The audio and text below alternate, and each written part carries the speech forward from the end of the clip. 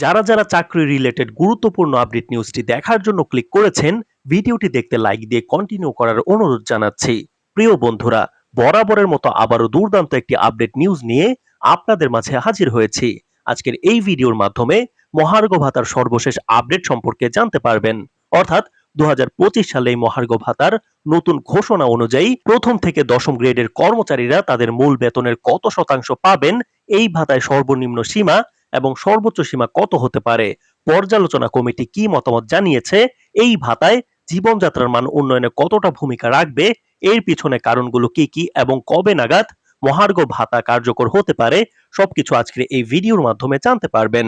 আপনারা জেনে খুশি হবেন, 2025 সালের জন্য নতুন ঘোষণা অনুযায়ী প্রথম থেকে দশম গ্রেডের সরকারি কর্মচারীরা পাবেন 25% মহার্ঘ ভাতা এবং 11 থেকে 20তম গ্রেডের কর্মচারীরা পাবেন 35% মহার্ঘ ভাতা। এই ভাতার সর্বনিম্ন সীমা নির্ধারণ করা হয়েছে 4,000 টাকা এবং সর্বোচ্চ সীমা নির্ধারণ করা হয়েছে 10,000 টাকা। চলুন এই বিষয়ে বিস্তারিত আলোচনা করা যাক।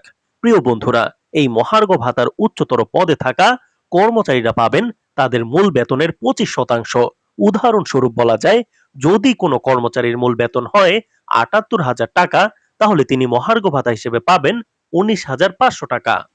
মধ্যম এবং নিম্ন স্তরের কর্মচারীরা পাবেন 35% মহার্ঘ ভাতা। উদাহরণস্বরূপ, যদি কোনো কর্মচারীর মূল বেতন হয় 8,250 টাকা, তাহলে তিনি মহার্ঘ ভাতা হিসেবে পাবেন 2,887 টাকা। মহার্ঘ ভাতা কত শতাংশ দিবে, এই বিষয়ে বিভিন্ন ফেসবুক গ্রুপ বা ফেসবুক পেজে কিন্তু নানা রকম পোস্ট করা হচ্ছে। আপনারা সকলেই হয়তোবা অবগত আছেন, তবে তাদের পোস্টগুলো যে অসত্য এমনটা নয়। এর কারণ হচ্ছে, তারা তাদের ব্যক্তিগত কোনো সোর্স থেকে এই তথ্যগুলো জানতে পেরেছে, যার কারণে তারা বিভিন্ন ফেসবুক গ্রুপ বা ফেসবুক পেজে পোস্টগুলো করছে।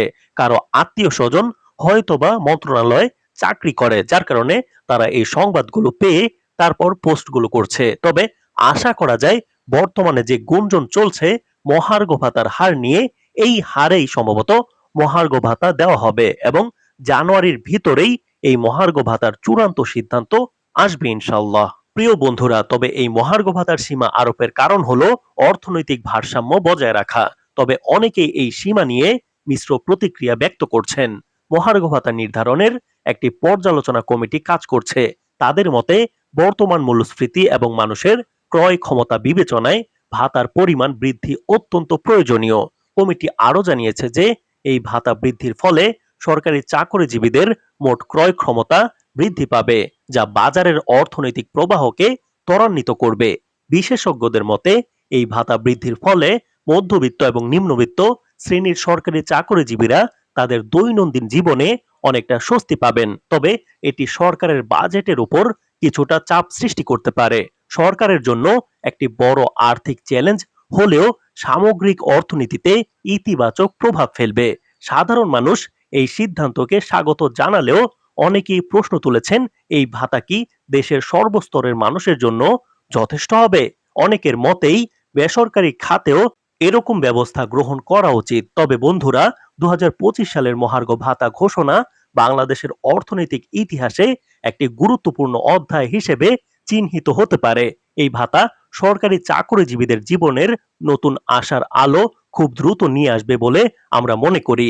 তো প্রিয় বন্ধুরা, এই বিষয়ে যদি আপনাদের কোনো ব্যক্তিগত মতামত থেকে থাকে, তাহলে অবশ্যই কমেন্ট বক্সে জানাবেন। পরবর্তীতে নতুন কোনো আপডেট নিউজ নিয়ে আপনাদের মাঝে হাজির হব। সবাই ভালো থাকবেন, সুস্থ থাকবেন। আল্লাহ হাফেজ।